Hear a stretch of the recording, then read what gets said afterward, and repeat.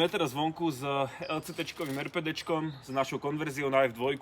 Tak ukážeme si nejaké rýchle shooting demo. Táto zbraň teda je trošku špecifická s tým, že bude ťahaná na 1,4 Joule, takže cca na dosiahnutie tohoto výkonu takéto hlavní nám absolútne stačí 60 PSI, takže naozaj fľaša na tejto zbrani vydrží celú akciu, aj s tým, že to máme naozaj veľký bubnový zásobník. Takže poďme si dať trošku streľby z toho. Začnem teda streľbou na semi. Tak, dáme si trošku aj dávku na full auto. Tak, ešte raz semi. Tak, ako je vidno, zbraň funguje perfektne. Bodaj by niekedy som na tom strávil vyše 2 týždňov. Takže ak by ste chceli nejakú takúto podobnú špecifickú stavbu, tak stačí nám napísať buď na náš Instagram, kde sme Airsoft Service / Vekas, prípadne na náš Facebook West Coast Airsoft Service. Takže čaute, tu je Tomáš z Vekasu, vítam vás po dlhej dobe pri novom videu na našom kanále. Mali sme strašne veľa roboty, ako už niektorí z vás vedia. Naozaj sa nám tu nazberalo strašne veľa zbraní z celej Európy v úvodzovkách, zo Slovenska, z Česka, z Maďarska, ale aj z Rakúska.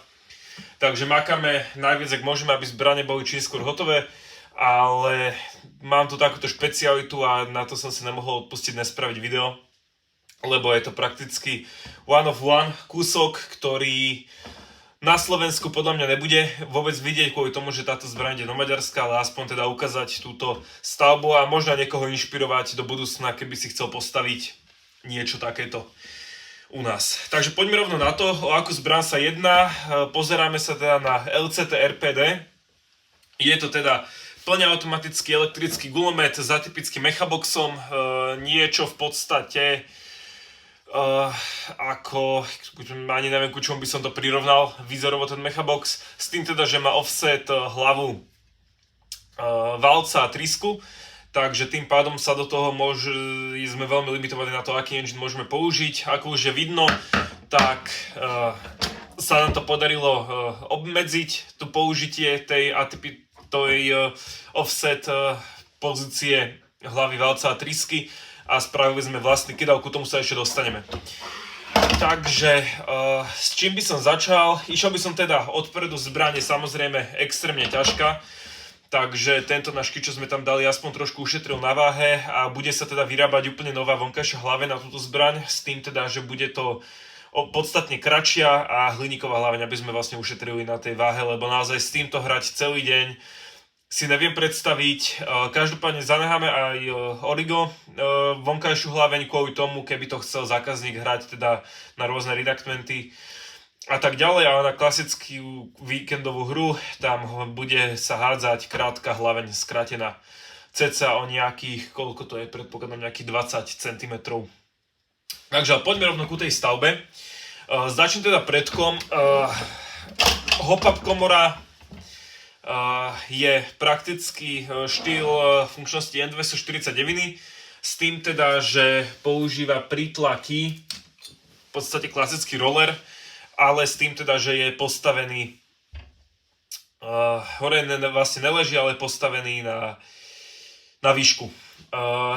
Iné hop-up komory sa k tomu nevyrábajú, nedá sa k tomuto spraviť adaptér, dá sa k tomu spraviť adaptér na Maxku, ale to budeme riešiť až v budúcnosti, ak nám príde ešte nejaký iný kúsok. Na toto použitie nám táto základná komora po našej úprave absolútne vystačila, takže to ku tomu, len taký rýchly introduction ku tej komore. Hlaveň sme tam nahodili PDIčko, trošku je problém s gumami, aspoň teda presne v tejto zbrani bol trošku problém s gumami, takže sme chodili po 5 možnostiach. V podstate začal som teda Mad Bull Sharkou, ktorá vo väčšine z F2 funguje veľmi dobre, avšak trošku nemala v tejto hopke dobrú tesnosť, takže sme túto gumu vyhodili, nefungovala tam dobre. Ďalšou možnosť, po ktorej som skočil, bola Super Makaron od Maple Leaf, s tým, že má trošku kratšie hrdlo ako makarónka klasická, ale takisto to bolo trošku príliš veľa a samostatný tvar toho prítlaku nebol ideálny pre nab, aký máme v tej zbrani. To isté prakticky s begedackou gumou SHP 5, ktorú používame 90% času v ostatných stavbách, takisto tam nebola ideálna a najlepšia bola taká klasika GNG zelená guma. Aké úpravy sme robili na tej gume, bolo v podstate, že sa len skrátila samostatná tá gumička o cca nejakú polku centimetra maximálne, o nejakú tretinu sa skrátila. S tým, že sme tam hodili teflonku okolo toho, lebo pôvodne vlastne dĺžka gumy, keď bola hodená do tej komory, tak presahovala až na zámok. Takže bolo potreba ju trošku skrátiť. Dĺžka hrdla, lip tension, prítlak samostatný absolútne vyhovuje tejto zbrani, s tým teda, že my sme tam menili aj prítlak za Max oranžový roller a momentálne tam vieme nahopovať úplne v pohode 36, s tým teda, že zákazník bude používať do tejto zbrane 32. My sa zhodli, že bude to na jeho použitie úplne najlepšia možnosť. Takže toľko gume a ku hlavni. Keby som išiel detailnejšie do tej komory, tak ako je vidno, tak je z dvoch častí. Je tam vlastne v podstate taký adapter, by som povedal, alebo housing na tú komoru a potom samostatná komora. Ten housing vlastne ide z tejto fit tube, ktorá ide zo zásobníku a putuje do toho housingu, následne sa do neho zasunie komora a drží tam. Špecificky v tejto zbrani bol ten housing nebol vycentrovaný, takže sme museli klasicky on odšrobovať, dať pekne do osy, skontrolovať si to, hodiť threadlock na šroby a zavrieť. Takže to už potom bolo prakticky hotové, to bol taký rýchly fix. A potom ešte bolo potreba vlastne takou kovovou páskou sme to robili, si obmedziť vôľu tej samostatnej komory v tom housingu.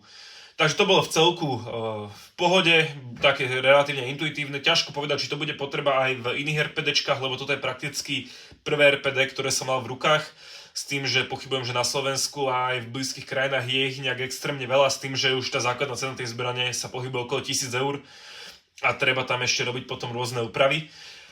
A samostatné nastavovacie koliesko sme obmotali vnútri vlastne teflónovou páskou trochu, aby mala trošku viacej odporu a prehodil iný okružok. Takže teraz je perfektne stabilné a není šanca, že sa bude nejak povolovať. Takže to ku tomu. Závisí potom na tej vašej komore, čo vám tam dojde, či budete musieť vôbec prehodiť ten prítlak, alebo či tam budete musieť dávať nejaký iný. Ja osobne odporúčam teda maxacký roller, čo dojde ku každej max komore, ku náhradným napríklad ku hard, concave, na bubuj 4,5, 6 a tak ďalej. Takže tu máme cca všetko ku komore. Prešiel by som ďalej ku samostatnému zásobníku. Momentálne riešenie v tejto zbrani, otvorím si ho len takto cca, vyhodili sme von, toto si posuniem, vyhodili sme von základnú baterku aj základný spínač, s tým teda, že chceme, aby táto zbraň bola čím viac user-friendly a to sa dá spraviť na AEG-čkovej verzii, tak sme tam dali automatické dotačenie zásobníka skrz FCUčko, alebo teda skrz púšť. Takže priamo nakablované na FCUčko zásobník, tým pádom sa dotača sám. Táto úprava je oveľa za mňa lepšia, potom sa môže zbraň v pohode držať celé používanie za predpažbie, prípadne môže mať človek ruku kde inde a nemusí vlastne držať na gombíku, ktorý je originálne tu. Ďalšie úpravy, samozrejme prečistili sme vnútro zásobníka, pozrieť, či tam neboli nejaké problémy, ale tento bol prakticky veľmi dobre vyrobený. Vyšiel tým Číňanom z rúk, alebo Tajvancom relatívne dobre z rúk, takže to máme ku zásobníku v cca všetko. Iné úpravy tam nebolo treba. Samozrejme teraz je nakablovaný na JST konektor, aby ho bolo možné dať aj potom dole zo zbrane samozrejme. Takže to máme ku zásobníku, ten si teraz odložím nabok, lebo ho nebudem potrebovať. A prechádzame teda ku tej zaujímavejšej časti, čo je tá samostatná prerábka. Ako už som teda spomínal, tak máme tu atypický Mechavox, ktoré majú teda offset hlavu válca. Toto, ako už je vidieť na logu na mounte, bolo vyrábané v spolupráci s extrémne šikovným. Každému odporúčam na výrobu vlastných vecí, prípadne na nejaké príslušenstvo a takéto vychytávečky airsoftové, tak kontaktovať. Colibri Works hodím dakde sem, neviem kde ešte. odkaz na ich Instagram, kde im môžete napísať, naozaj extrémne ochotní, maximálne šikovní chalani, ktorí vedia s tým narábať, robia už aj laser engraving, 3D modely a tak ďalej. To je naozaj každému odporúčam. S tým teda, že ja som chalanom hodil F1, tento kit je možno použiť aj pre F1 ako F2, pre Wolverine a takéto som to neskúšal, ale všeobecne odporúčam si tam proste hodiť F2 a človek je spokojný. Čo som vlastne, ako to prebiehalo, tento spoločný projekt s Colibri Works.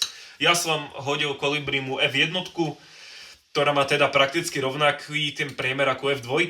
Hodil som mu minecraftiacký mechabox, kde som teda chcel, aby ten otvor bol, alebo to upevnenie toho engineu, aby bolo takisto ako je v minecraftiackom CNT mechaboxe.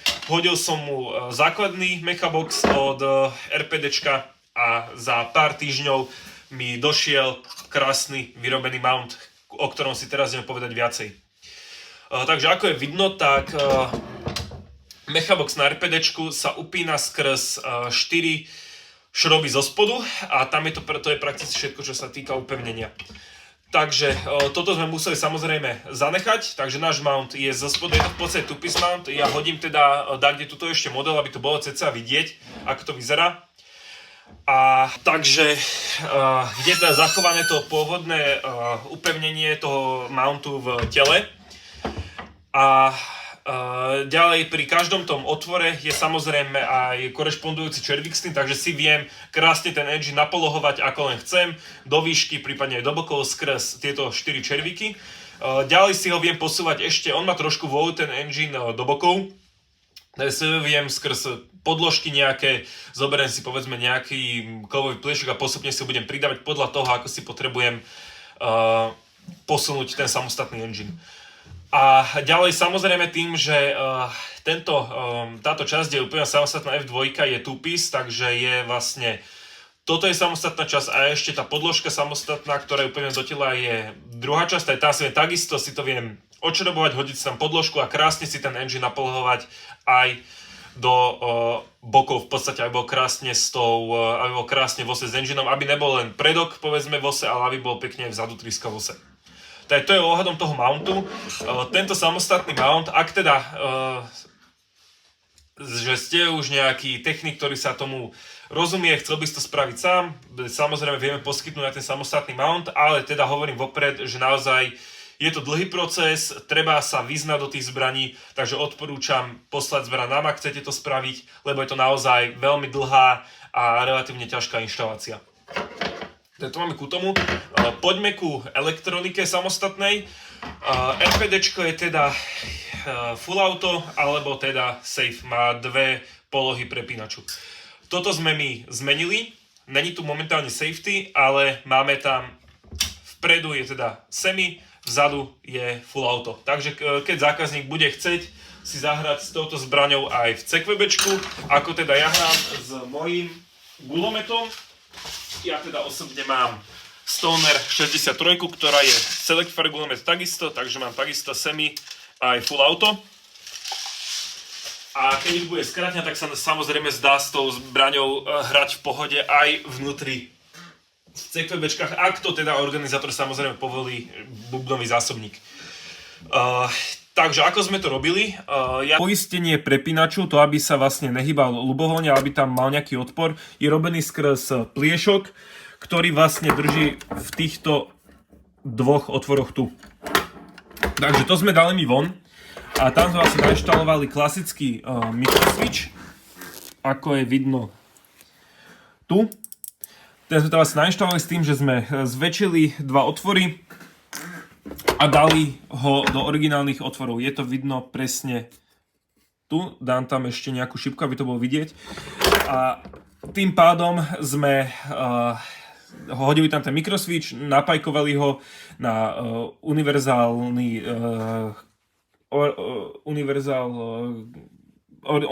jednotku od Polarstaru. a následne zašrobovali a pridali na samostatný vlastne bar, ktorý ide, samostatnú tyčku, ktorá je pripojená na Fire Selector, ktorá ide až na druhú stranu, tak sme dozadu dali klasické kovové klzné ložisko, ktoré sme zrezali pod uhlom, aby samozrejme spúšť vedela v pohode ísť, ale aby, keď teraz mám vpredu, tak je to samostatné ložisko vzadu otočené, keď si to teraz takto otočím, tak bude aj počuť, tak mi to spína mikroswitch a tým pádom mám full auto. Takže to sme robili ohľadom Fire Selectoru. Ďalej spúšť. Je tam potreba spraviť jednu úpravu. Ako je vidno, tak tuto mám šrob zo spodu. Zase treba si zväčšiť trošku otvor na samostatnom mikroswitchi, hodiť si ho tam, napolohovať, aby vlastne spúšť na RPDčku má z druhej strany taký výstupok, treba si ho prevrtať, hodiť tam šrob, aby bol trošku kratší chod spúšte a následne si potom tam hodiť takisto mikroswitch a poistiť ho zo spodnej strany šrobom a zhora s klasickou maticou. Takže tam sa potom zašrobuje a funguje mi spúšť. Poďme ďalej.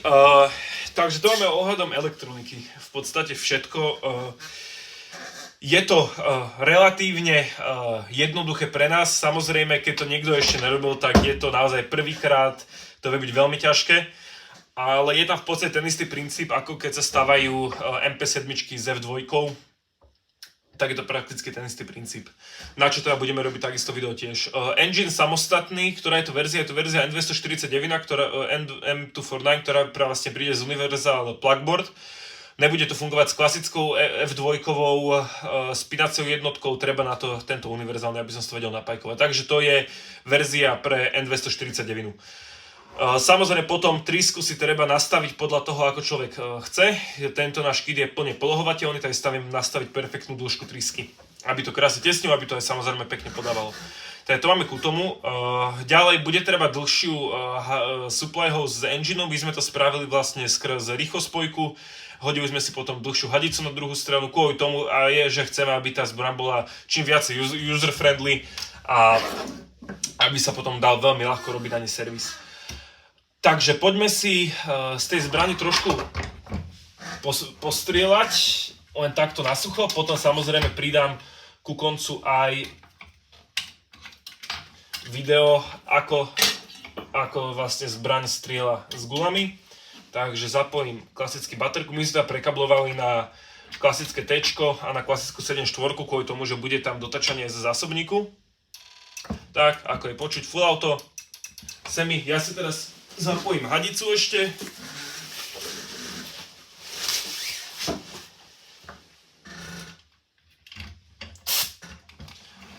Takže teraz budeme strieľať semi.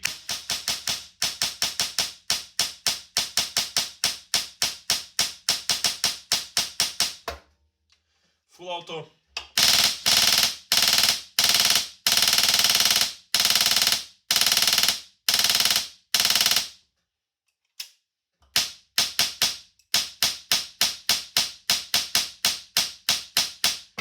S tým teda momentálne sa pohybujeme výkonovo približne na 70 PSI, sme na okolo 1,9 Joule. A s tým teda, že zákazník bude hrávať túto zbraň, tým, že ide do Maďarska, predpokladám, že tam majú trošku iné limity ako u nás, tak bude hrávať zbraň na 1,5 jouloch. Takže to máme teda všetko ku tomuto videu, ja teda ešte prihodím samostatnú streľbu teda vonku, aby to bolo pekne vidieť, ako sa z tej zbrane strieľa.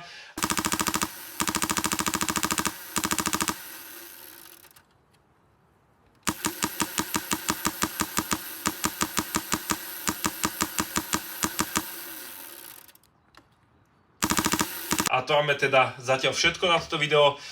Určite si dajte ku nám odber, lebo nás čakajú ešte rôzne veľmi zaujímavé ďalšie videá, ako je napríklad na Scalar Airsoft Spectre Engine, ktorý teda zatiaľ čisto na papieri, ešte ten engine není vôbec vyskúšaný, čo teda budeme na čom sa teda ja budem podujať na ďalšom vývoji tohoto engineu, ale v skratke, čo to je? Plne elektrický